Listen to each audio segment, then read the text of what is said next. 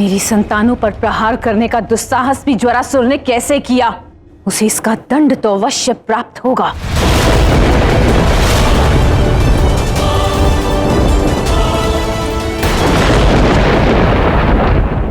माँ,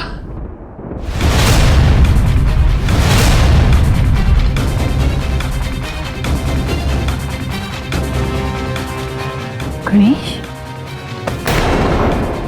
गणेश,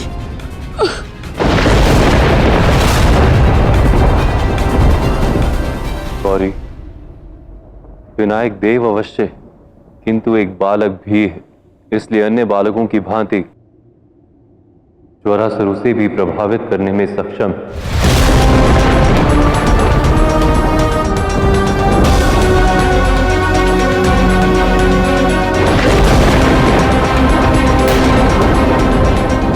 नहीं माँ,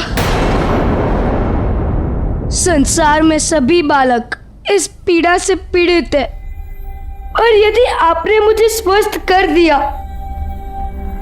तो ये अन्य बालकों के लिए अनुचित होगा। आप मेरी चिंता त्याग दे माँ। मेरे साथ आप पिताश्री है, ज्येष्ठ है, समस्त कैलाश परिवार का साथ है। मुझसे भी अधिक आपकी आवश्यकता उन माताओं को है जिनकी संतानों को ज्वरासुर के कारण ज्वर अत्यधिक का रोग हुआ है। तुम सही कह रहे हो पुत्र।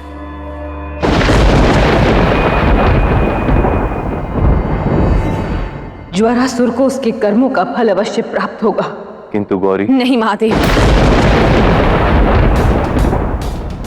यहाँ प्रश्न केवल गणेश और उसकी पीड़ा का नहीं, अपितु उन सब बालकों का है जो बिना किसी दोष के इस पीड़ा को भोग रहे हैं, और अब उन सब निर्दोषों को न्याय महाकाली देगी।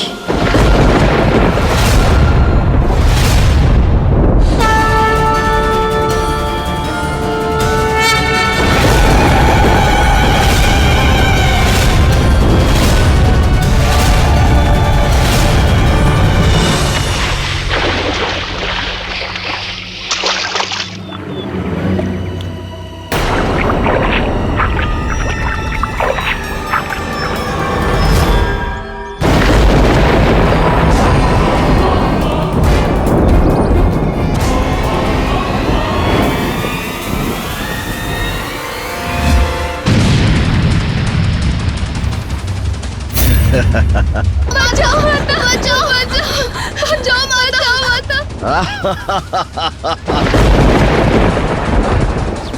अब तुम्हारी माता तो क्या, संसार की कोई भी माता इस ज्वरासुर के प्रकोप को नहीं बचा पाएगी। बचाओ माता।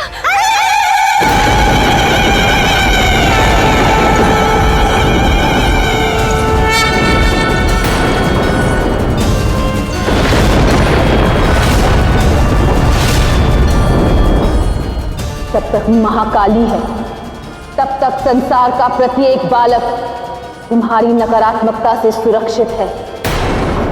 अपने अंत के लिए सज्ज हो जाओ ज्वरासुर।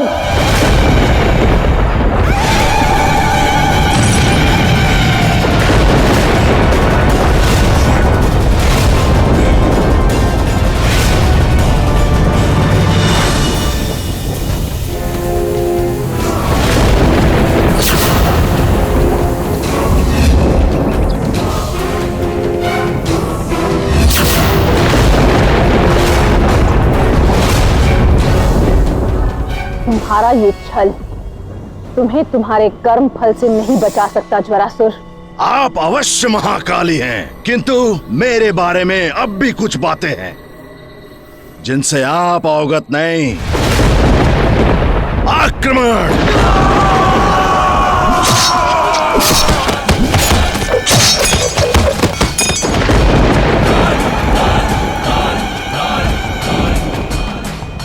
तुम मेरा कुछ नहीं बिगाड़ पाओगी महाकाली।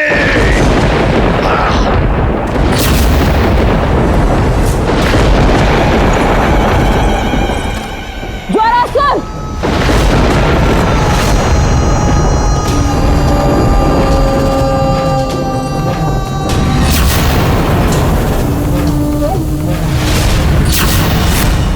प्रणाम ब्रह्मदेव। मुझे आपसे अमरता का वरदान नहीं चाहिए ब्रह्मदेव। केवल इतना आशीर्वाद दे कि इस गुफा में बालकों के अतिरिक्त कोई और प्रवेश करने में सक्षम ना हो। इस प्रकार मुझे कोई भी हानि नहीं पहुंचा सकता और बालक तो कभी मुझे हानि नहीं पहुंचा सकते।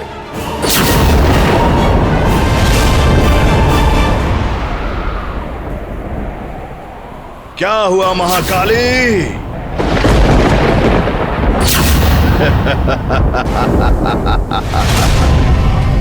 मुझे तो लगा था कि तुम मेरा अंत करने आई हो, किंतु अब नहीं, क्योंकि मुझे भली भांति ज्ञात है कि तुम ब्रह्मदेव का तिरस्कार कदापि नहीं कर सकती। मूर्ख, यदि तुम्हें लगता है कि गुफा की आड़ तुम्हें तुम्हारे कर्म फल से बचा लेगी तो स्मरण करो, ब्रह्मदेव ने तुम्हें वरदान देते समय क्या कहा था।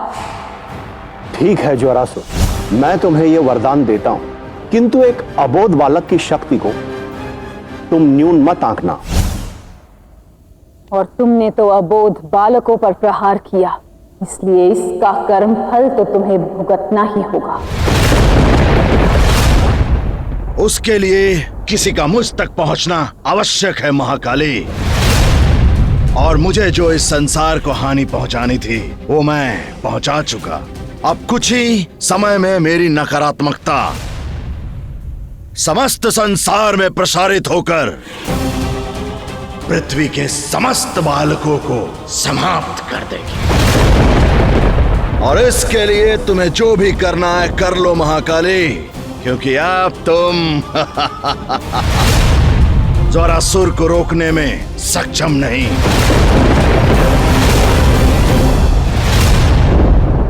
कोई तो उपाय होगा गणेश और अन्य सभी बालकों को ज्वरासुर के प्रकोप से बचाने का। कार्तिकेय, गणेश और पृथ्वी के अन्य बालक केवल शक्ति के प्रयोग से स्वस्थ नहीं हो सकते, उसके लिए मूल कारण का समाधान करना होगा। निश्चिंत रहो गणेश, माता ज्वरासुर का अंत करके किसी भी क्षण यहां आती होंगी।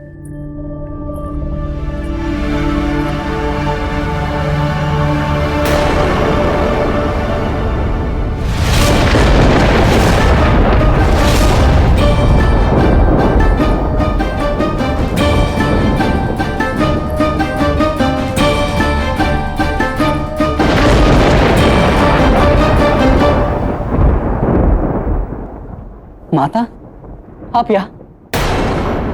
मुझे तो लगा कि आप आज ज्वरासुर का अंत करने गई। ज्वरासुर का अंत असंभव। जिस प्रकार अपस्मार का अंत नहीं किया जा सकता था, उसी प्रकार ज्वरासुर का अंत नहीं हो सकता, क्योंकि उसके ना होने से ना तो ज्वर होगा और ना ही ऊष्मा, और व्यक्ति में पलने वाले जीवाणुओं का नाश करने के लिए शारीरिक ऊर्जा की आवश्यकता होती। ज्वर वही कार्य करता है। देह की सारी नकारात्मकता ज्वर की ऊर्जा बनकर देह से निष्कासित हो जाती। इसीलिए ज्वरासुर का अंत करना संभव, उसका केवल दमन किया जा सकता है। तो फिर ज्वरासुर के दमन में क्या आपत्ति है माता? आपत्ति ये है पुत्र कि ज्वरासुर की गुफा में केवल एक बालक ही प्रवेश करने में सक्षम है। यदि ऐसा है तो फिर माता, मैं स्वयं वहां जाकर उसे गुफा से बाहर निकालूंगा। नहीं पुत्र, तुम अभी अस्वस्थ हो, तुम्हारे लिए ऐसा करना उचित नहीं। नहीं माँ, मैं कर सकता हूँ।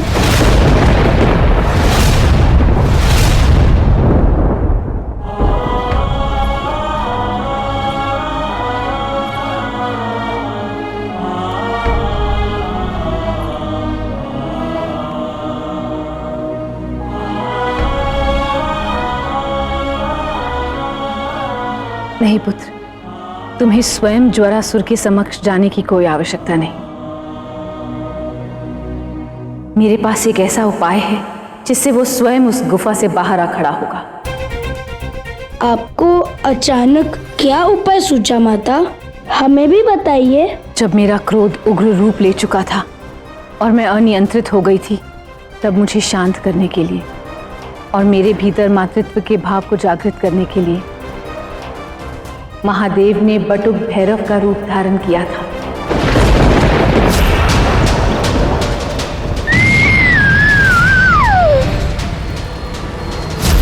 और अब महादेव उसी रूप को धारण करके ज्वरासुर के समक्ष उस गुफा में जाकर उसे बाहर खींच लाएंगे।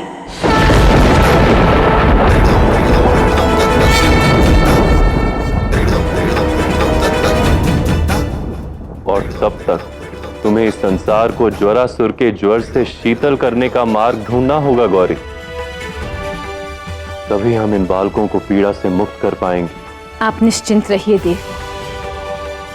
ज्वरासुर के कारण फैले इस ज्वर को शीतल करने के लिए कोई ना कोई मार्ग मैं अवश्य ढूंढ लूंगी।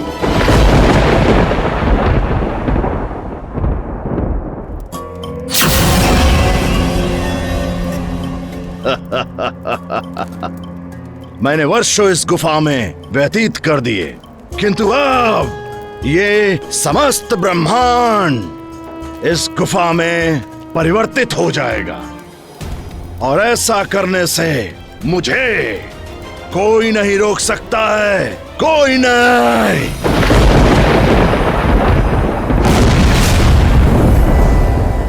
कौन है?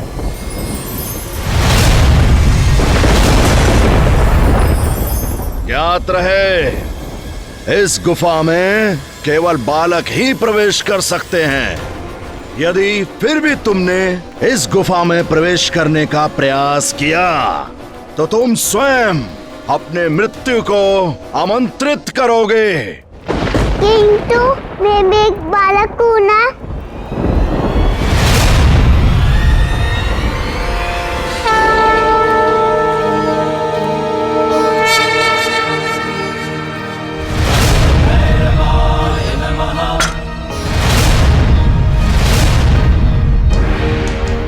प्रतीत होता है कि तुम तो महादेव के भक्त हो। बड़ा ही आनंद आने वाला है तुम्हारे साथ।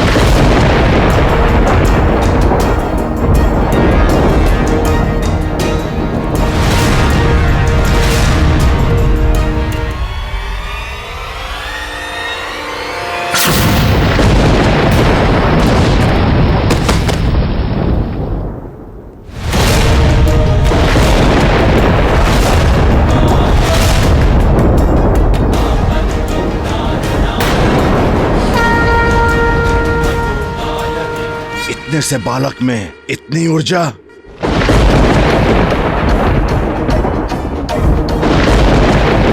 आओ भैरव आओ।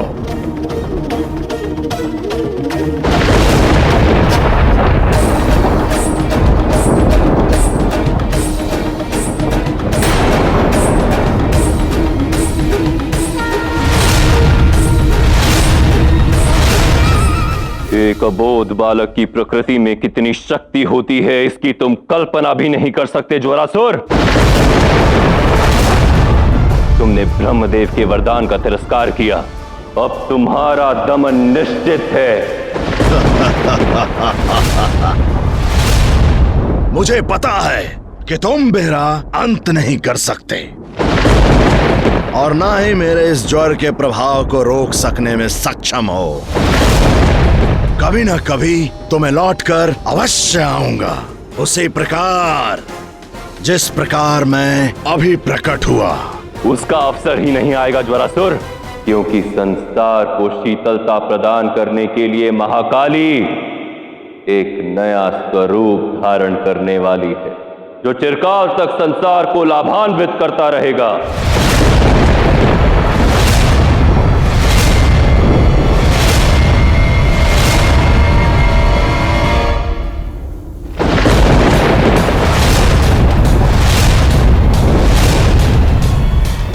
माँ, ज्वरासुर की ऊष्मा धीरे धीरे अग्रसर होकर कैलाश की ओर बढ़ रही। यदि ऐसा हुआ तो इससे गणेश पर अत्यंत गंभीर प्रभाव पड़ेगा। आपको शीघ्र ही कुछ करना होगा माता।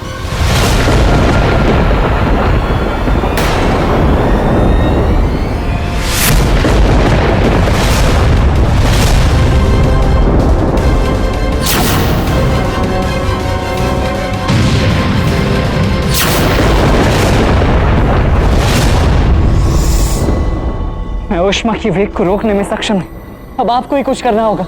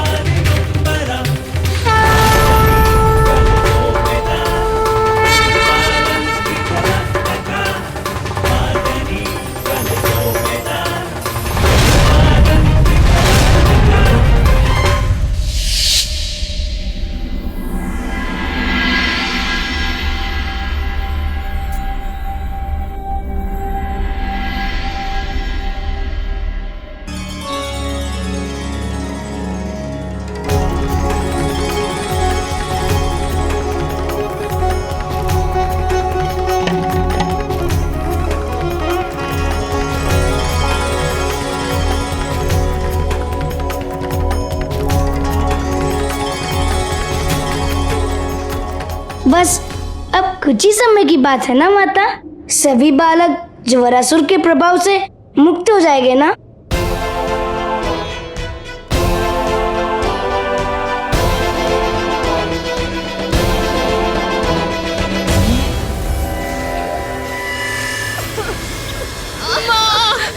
रक्षा करो मेरे पुत्र की।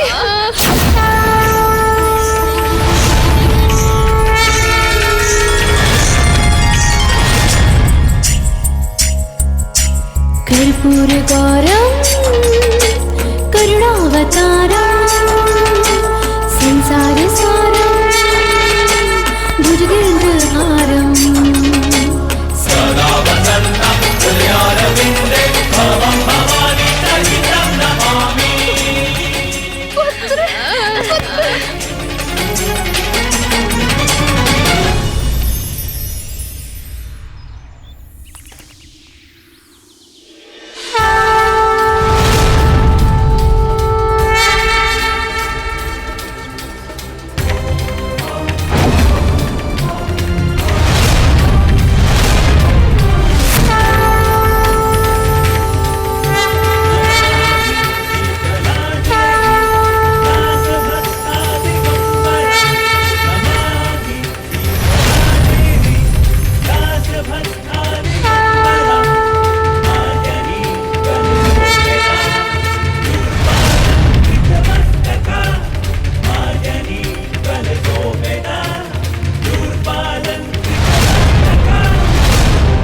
देखो ज्वरासुर, ध्यान से देखो, ये तुम्हारे द्वारा प्रसारित नकारात्मकता और ज्वर का प्रत्युत्तर है। जिन्होंने तुम्हारे द्वारा संक्रमित बालकों की न केवल रक्षा की, अपितु संसार को शीतलता भी प्रदान की है। महाकाली का ये स्वरूप शीतला माता है।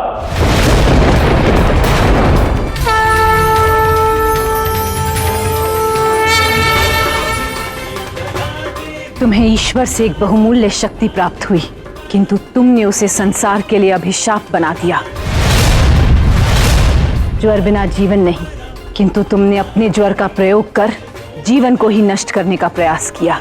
इसलिए अब अपने इस पाप का दंड भोगने के लिए सज्ज हो जाओ ज्वरासुर।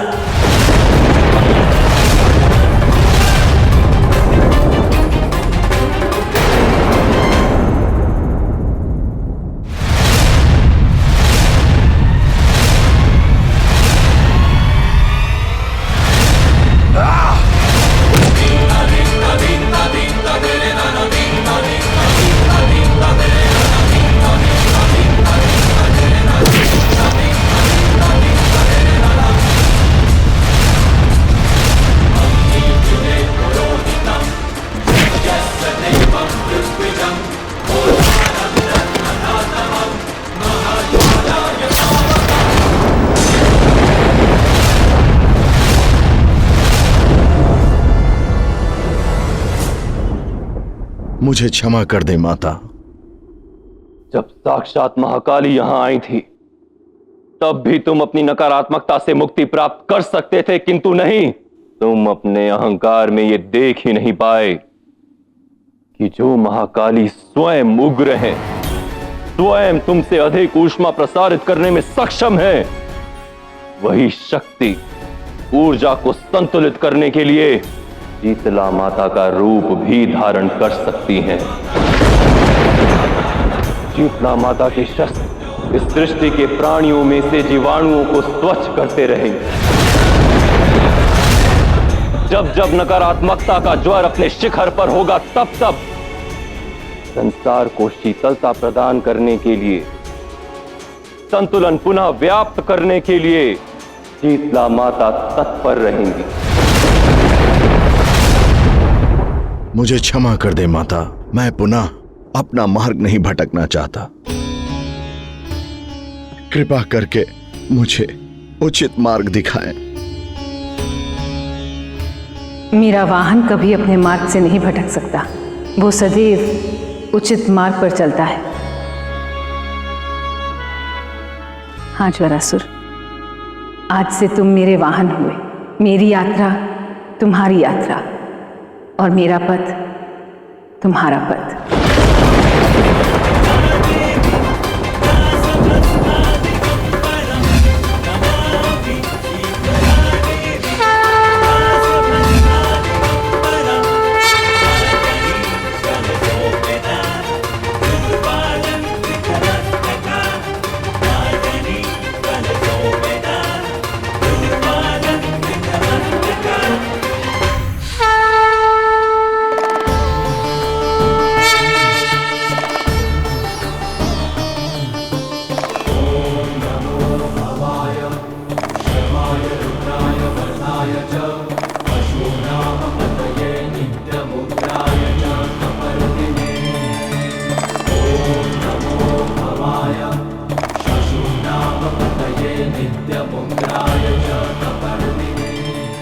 नारायण की अपने योग निद्रा से बाहर आने का समय हो गया है, जिसके साथ आरंभ होगा एक नया घटनाक्रम।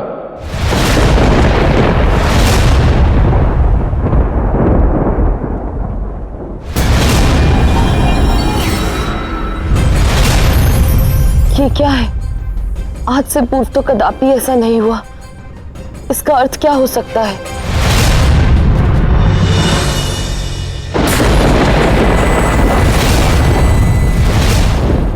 क्या हुआ पिताश्री? ज्वरासुर पर वशीकरण प्राप्त करके शीतला माता ने तो संसार के समस्त बालकों को ज्वरासुर के ज्वर से बचा लिया है। फिर इस चिंता का क्या कारण है? ज्वरासुर के ज्वर और विनाश का आघात केवल प्रकृति और मानवता को ही नहीं हुआ, कोई और भी है जो इससे प्रभावित हुआ है पुत्र।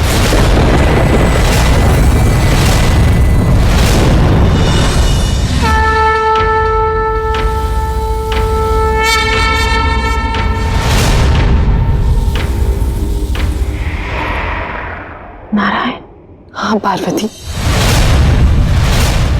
मैंने नारायण पर इस प्रकार का प्रभाव इससे पहले कभी अनुभव नहीं किया है।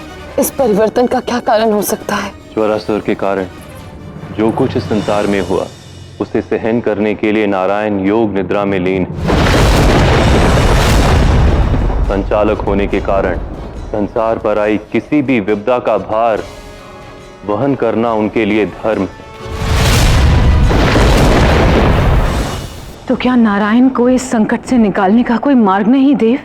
एक ही मार्ग है गौरी, कि नारायण को उनकी इस योग निद्रा में लीन रहने दिया जाए। जो भी नकारात्मकता नारायण को प्रभावित कर रही है वो इस योग निद्रा में स्वयं ही समाप्त हो जाएगी।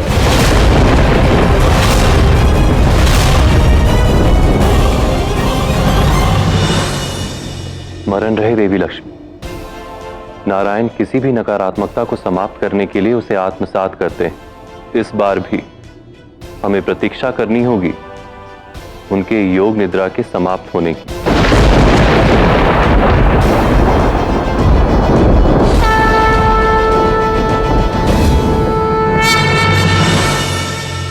नारायण के इस समस्या से परे काल चक्र एक नई दिशा की ओर संकेत कर रहा है।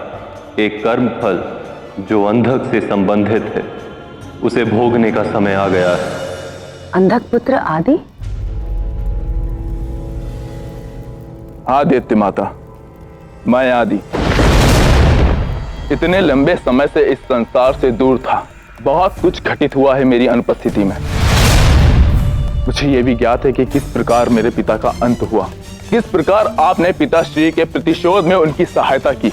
किंतु अब मैं आ गया हूं, अब आपके उद्देश्य में आपकी सहायता करूंगा। संसार पहले ही मेरे दुष्कर्मों के दुष्परिणाम भुगत रहा है। मैं आदि को पुनः वही भूल नहीं दोहराने दे सकती जो कभी मैंने आवेश में की थी।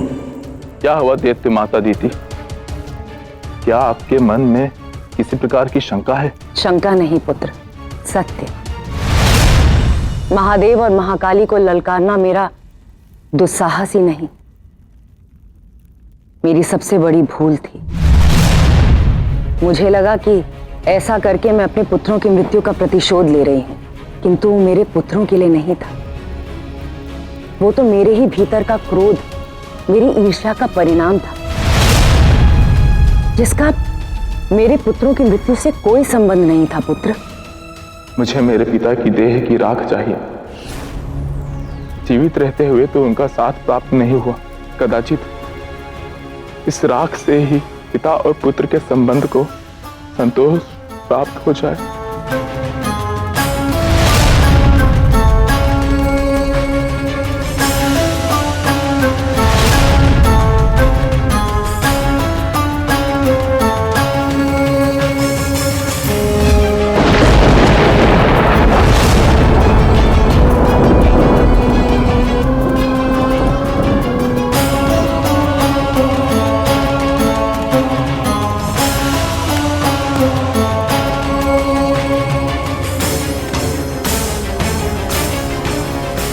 आदि, मेरी भांति अपनी पीड़ा और अपने क्रोध को कदापि अपने विवेक पर हावी मत होने देना।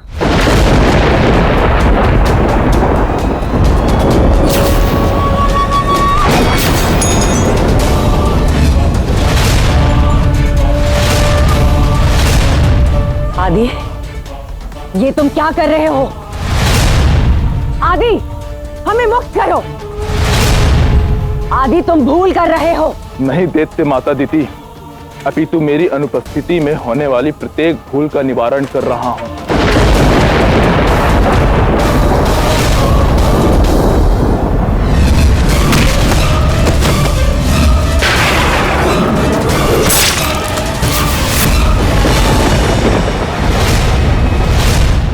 मैं अपने पिता की मृत्यु का प्रतिशोध लेकर रहूंगा।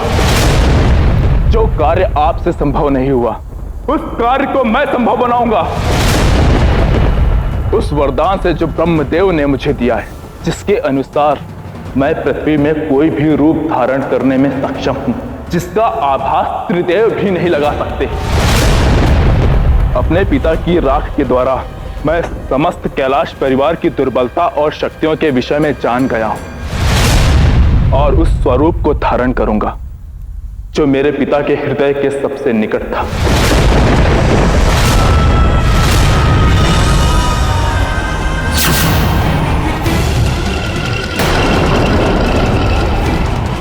यदि आदि कैलाश पहुंच गया तो सर्वनाश हो जाएगा। मैं आपकी पीड़ा को भली भांति समझ सकती हूँ देव। अपने आराध्य को पीड़ा में देखने से अधिक कष्टदायक और कुछ नहीं हो सकता। यहाँ प्रश्न केवल नारायण की योग निद्रा में पीड़ा का नहीं है गौरी। यदि किसी ने भी नारायण की योग निद्रा में विघ्न डाला तो इस सृष्टि में असंतुलन की स्थिति उत्पन्न कर एक बड़े संकट का कारण बन सकती है। किंतु नारायण की योग निद्रा को भंग कौन करेगा देव? कभी कभी हम अपनों के प्रेम में वशीभूत होकर कुछ ऐसा करने को बाध्य हो जाते हैं जिसके परिणाम स्वरूप समस्या और गंभीर हो जाती।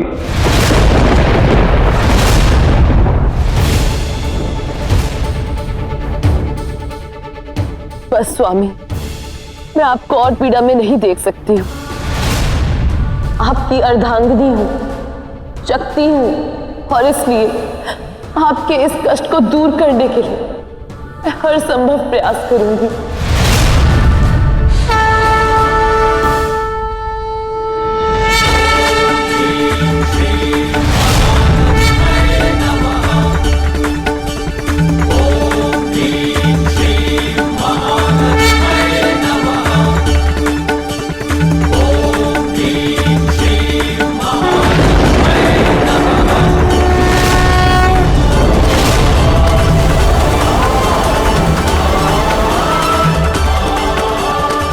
अर्थात नारायण धीरे धीरे नकारात्मकता से मुक्त हो रहे हैं।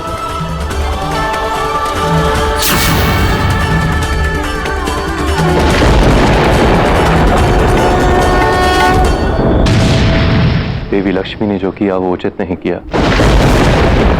नारायण ने स्वेच्छा से नकारात्मकता को अपने भीतर रखे हुए थे, किंतु अब नकारात्मकता संसार में प्रसारित हो चुकी, जिसके दुष्परिणाम सामने आए। कैसे दुष्परिणाम देव? इस संसार की प्रत्येक ऊर्जा का प्रत्येक परमाणु अपना अपना स्वरूप धारण करने को सक्षम है और अब तो दो चरम नकारात्मक ऊर्जाएं अपना अपना रूप धारण करेंगी। दो ऐसी शक्तियां जो भविष्य में संसार का सर्वनाश करने को तत्पर होंगी। दोनों ही ऊर्जाएं उन दो मनोभाव में परिवर्तित होंगी जो व्यक्ति को संचालित करती हैं। एक ऊर्जा जो आकर्षण और कामना का पर्याय होगी अर्थात मधु, और दूसरी ऊर्जा विकर्षण और घृणा का प्रतीक होगी अर्थात केटब।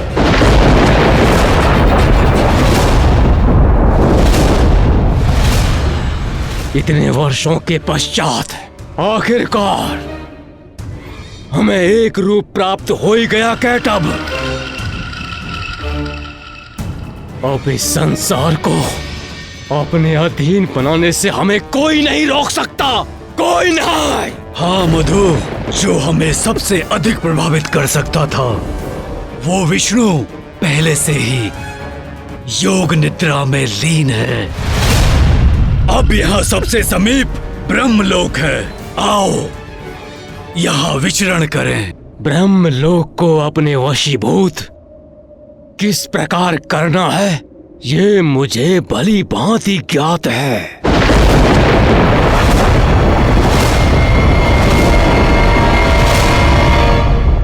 मुझे ब्रह्मलोक जाकर उन दैत्यों को ब्रह्मलोक पर आधिपत्य स्थापित करने से रोकना होगा।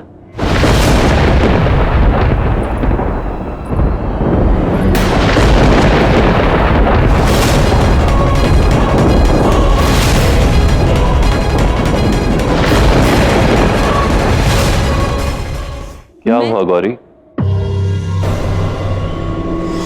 एक विचित्र सी अनुभूति हुई देव। ऐसा प्रतीत हुआ जैसे जैसे मैंने अपने ही प्रतिबिंब को देखा।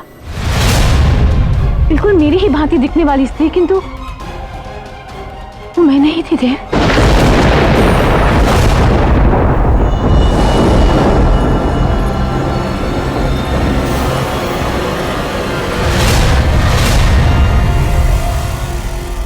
किंतु इससे पूर्व की मधु केटब कोई कुकर्म करे, मुझे ब्रह्मलोक जाकर शीघ्र अतिशीघ्र उन्हें रोकना होगा।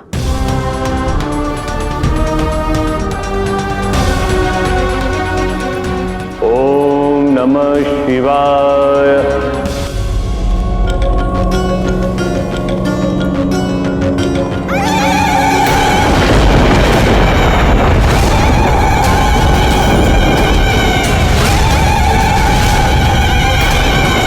प्रतीत होता है ये देवता हमारे साथ कोई छल कर रहे हैं। आओ मधु, इससे पहले कि ये हमारे साथ कोई छल करें, हम इस स्थान को अपने अधीन कर लेते हैं।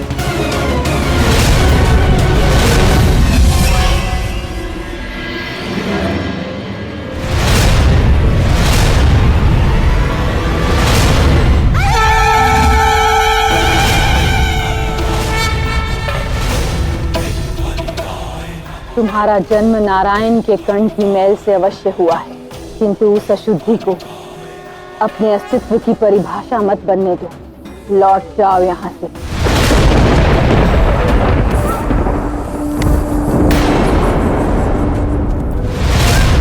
जब तक हम यहाँ अपना आधिपत्य स्थापित नहीं कर लेते, तब तक हम यहाँ से नहीं जाने वाले। अगर किसी ने हमें रोकने का प्रयास किया तो उसे हमसे युद्ध करना होगा।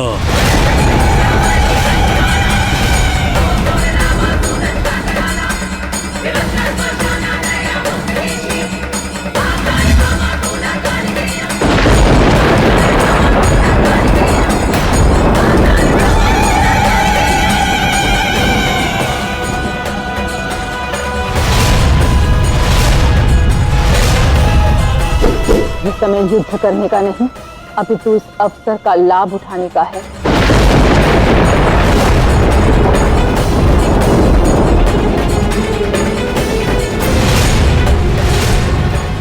ओम नमः शिवाय। ओम नमः शिवाय। माता आप?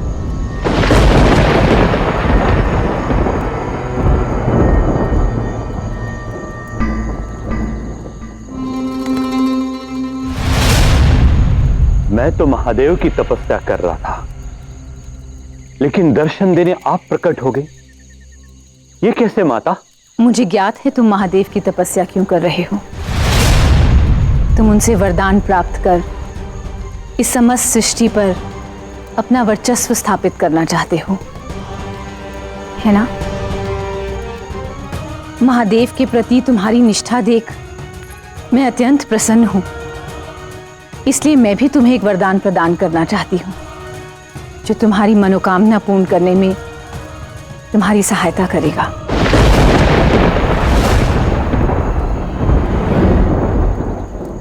मैं जानता हूं तुम्हारा भेष बिल्कुल माता पार्वती की भांति है, किंतु माता पार्वती कभी भी अपने भक्तों को ऐसा वरदान नहीं दे सकती जिससे समस्त संसार में असंतुलन व्याप्त हो। बताओ कौन हो तुम?